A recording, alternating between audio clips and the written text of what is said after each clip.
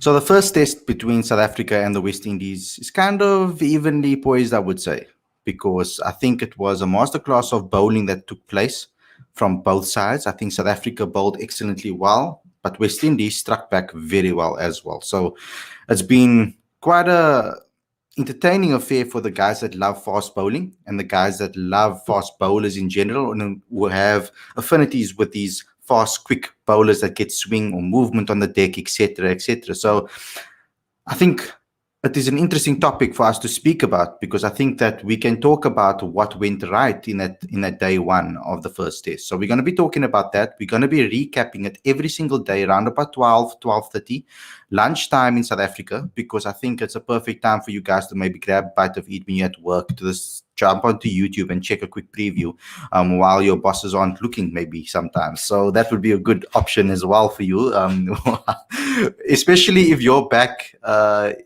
is if your computer is not facing your boss's desk. Just make sure that you don't get caught.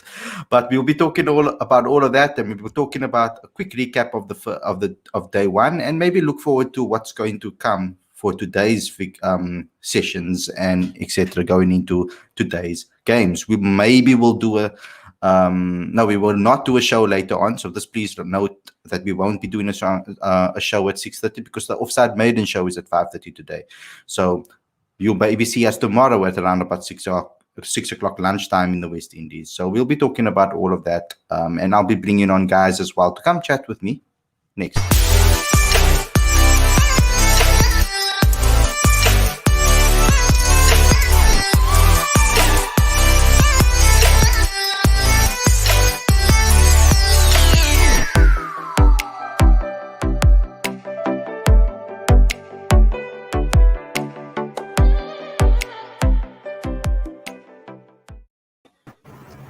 Hey guys, welcome to this is your review recap type of show, because we can't do it at 12 p.m. in the evening, 12 a.m. in the morning, because majority of you guys will be sleeping, and so it won't be a good thing from our part to be able to talk to guys while you guys are all sleeping.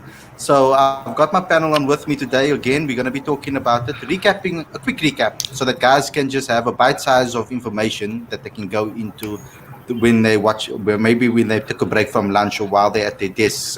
Maybe just want to catch a quick bite of what's happening in the test so far in day one, of course. So I've got Aditya with me, Paul with me, and I've got our guide Seppo as well with us. So welcome to the show, guys. I'm excited about today. Let me just give a quick overview of what's currently happening with regards to reconnect. Let me just give you guys a quick overview of what's happening currently in the test. So I've put a graphic together of about the match situation, and we can just go through it quickly and just chat about it. But I'll ask you guys one by one to give your thoughts on it. But currently the match situation is South Africa, West Indies were bowled out for 97, as you guys know, and Lungi Ngidi took his second 5-4 in his career so far. So an excellent performance from Lungi, and we also got an opportunity to see what our fast bowling trio could do together as a unit, which is something that Lungi spoke about, which I'm going to ask our teacher to mention to us next. But currently, the way the match is sitting, South Africa on 128 for 4 after pretty much a collapse yesterday in the game. So we're sitting with Quentin de Kock and Rassie van der Dussen that currently have to save us. So that's the current situation that we are sitting in right now. Let's go into it. I'm going to start on the screen. Aditya, I want you to just give me a summary of what's currently going to happen in how you feel South Africa performed in that day, because it's quite mixed emotions, I feel. Well, from bowling perspective, they were outstanding, and on a seamer-friendly wicket, they took complete advantage. Andrik Nokia was just outstanding. Lungi Ngidi was great as well, and as Ngidi said in his press conference, KG's efforts went a bit unnoticed there, but he bowled quite well also. And the message to the bowling unit has been to hunt in a pack, which they've been working on, and I think what they did yesterday was the perfect example of it. it's not an easy track to bat on. So, as Mashal said yesterday, 250 might be enough on this wicket. But in saying that, the Proteas need to try and dig in and get as many as they can, because um, you never know how the weather will play out. You never know how the pitch will behave in the second innings. Maybe it gets easier for batting. We don't know. So that's a consideration. But overall, great day, and now an opportunity for Rassi and Quinton to score some important runs. And I labeled this particular video a bowling masterclass because I kind of want to speak about why it is a bowling masterclass that we saw yesterday. Because the way the bowlers use the pitch to their advantage to obviously keep certain balls outside that channel in that fourth wicket region to move away from the batsman was something that was consistently used throughout the day. And the deadly ball, because of the consistency away and batsman leaving, when the ball's cut in, off cut, when the ball swung in or cut in off the seam, those were the type of balls that ended up being deadly, that just missed the stumps. And we saw some batsmen obviously leave and wickets flying, or they'd incorrectly leave, or they'll drive at the ball delivery that they shouldn't and get nicked, or like in Carl's case, cut at the delivery that they shouldn't and get caught, because now those shorter deliveries become a weapon to you because of the stock deliveries that you are facing. So, Mpho, I want to ask you, people are a little bit worried about Lungingidi's pace in this particular series and how his pace is decreased. But you gave me some excellent insight into that, because you said something about, as a unit, you have to bowl. And like Aditya said, hunting in a pack, like Lungi said, they all have a role to play. They don't all have to bowl 150 to be effective. So just give me some insight on that, Mpho. Look, yes, and that's what Lungi said last night. But he also said something very interesting, because obviously they all are different. And he spoke about Kagiso's efforts at the top. I know Tsepo felt on commentary yesterday that Kagiso was flat, but Kagiso bowled really well outside the off stump. And Craig, the West Indies plan was always to play leg side of the ball, which is fine if you know where your off stump is, and they didn't know where the off stump is. And a lot of the wickets that fell yesterday were for guys who didn't know where off stump was. Either they were falling away, or either their guard was on off and you're playing at a ball that you shouldn't be playing at. But the thing that Lungi said yesterday was he's been focusing on a lot of controlling the ball, because he's never bowled with a Duke's ball before. And so when they got the ball, when they arrived in the Caribbean, it was going everywhere. They couldn't get it to like, they couldn't figure out how to direct it properly. But they worked over the past couple of weeks to getting to that. And that's why, for me, it's impressive. And that's why I think it's apt to call it a masterclass, because these guys had about 2 weeks with this ball. And they used it better than the team that has been using this ball for seasons. And what Lungi loved about this ball was the fact that it swung. And it swung much more than the Kookaburra, and he wants actually to play with the Dukes. But for me, that was something that I was impressed by. I'm okay if his pace is down, if he can get the ball to swing.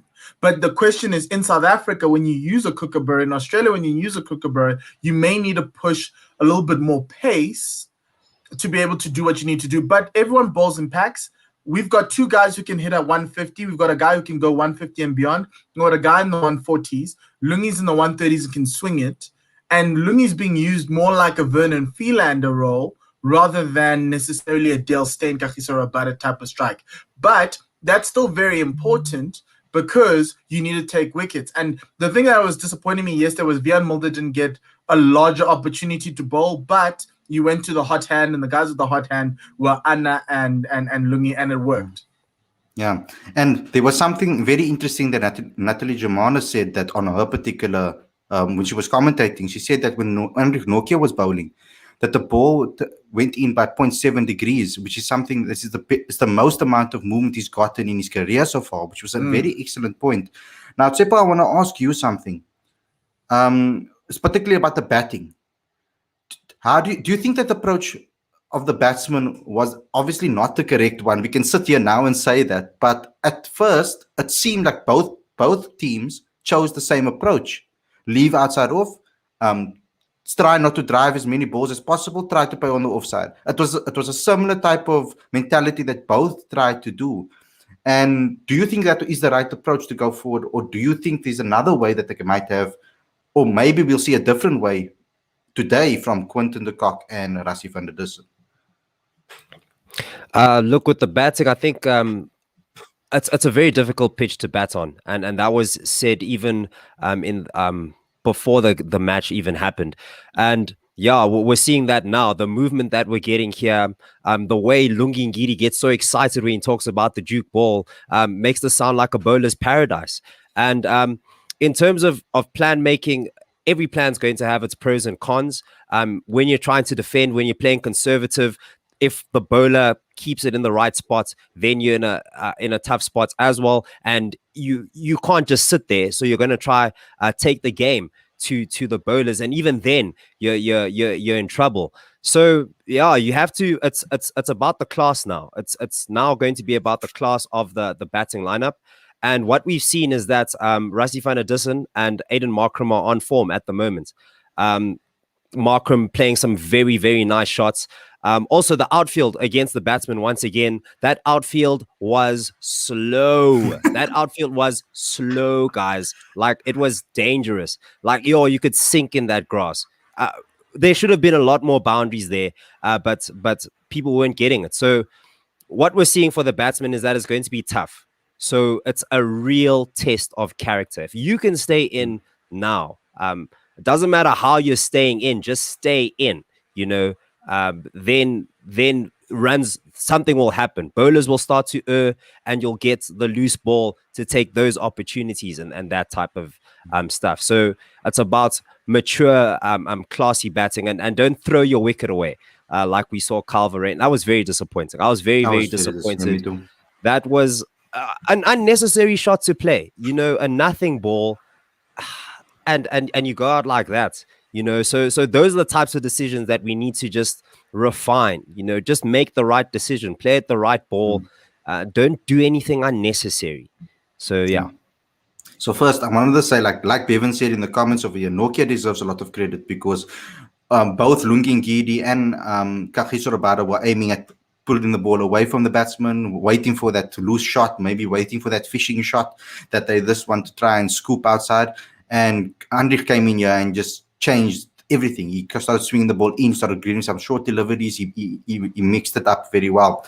Let's just round this up, because I think that the running between the wickets is going to be very, very, very important to get runs on this board. And I think South Africa and Quinton de Kock and Rassie van der Dussen need to get themselves in that frame of mind that they need to run a lot between the wickets at every single time. They think it's going to go to the boundary, rather than take the run.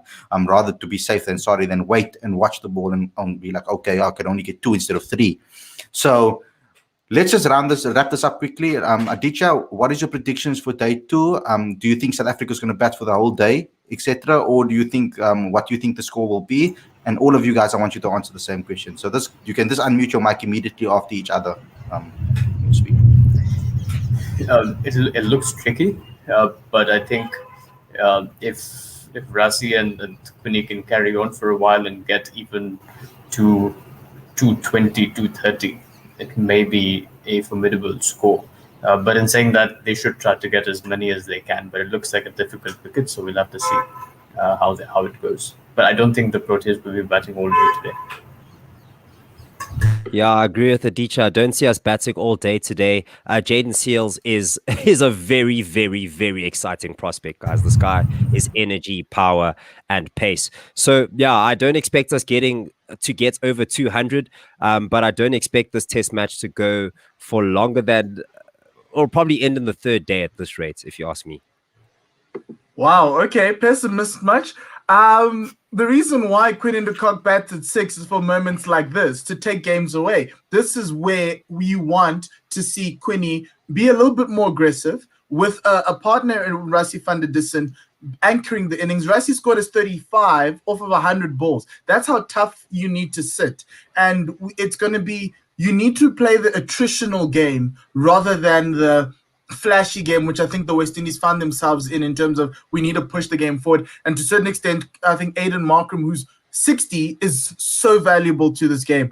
he probably, if outside of the guys who took the 5ers and the 4ers, he needs to be given props, and he could be the reason why South Africa end up winning this game.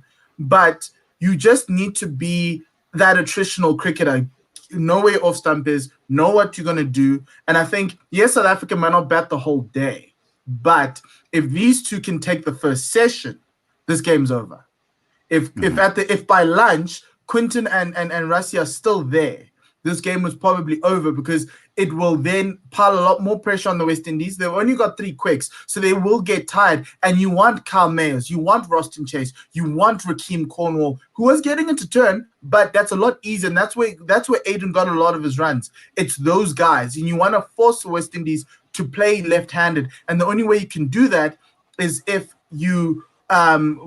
these two dig in. This game is riding on this partnership for South Africa, but they won't finish today, unless if Keshav and Vian Mulder have a great day. But I do think that these are the type of moments I want Quinton to show us the reason why he bats at 6. And I'd be very impressed if he does, because this is the moment where South Africa can counterpunch. But it's going to be a shortened test. I think we will be bowling by the end of the day. I just don't know how many wickets will be down, but Tsepo and I have got a graveyard shift tonight, so that's going to be fun. So that's going to be cool. So I think about 250 I think that's a good score for South Africa. That's a winning total for South Africa, I feel. So I think that Quinton de Kock and Rassie van der Dussen need to just put their minds together and this work. This is the perfect scenario for Quinton, who's been off form, because he can battle his way through that form and come out with something maybe positive at the end. And I hope that is maybe a turning point for Quinton in his form, because I don't want to ever see Quinton de Kock to be dropped from the Proteas team, and I think he's an excellent. Obviously, I want to see him in his top form. So thanks a lot for watching, guys. I hope you guys enjoyed this particular show. We're going to be doing this on a regular basis now going forward, for a recap for the day before, because obviously we're not going to be shooting a video live at 12 a.m. in the morning when nobody's going to be watching. So thanks a lot for tuning in. Smash that like button, comment, share, subscribe, click that notification bell for all future videos, and we'll see you guys again tomorrow with another show. Take care, everybody.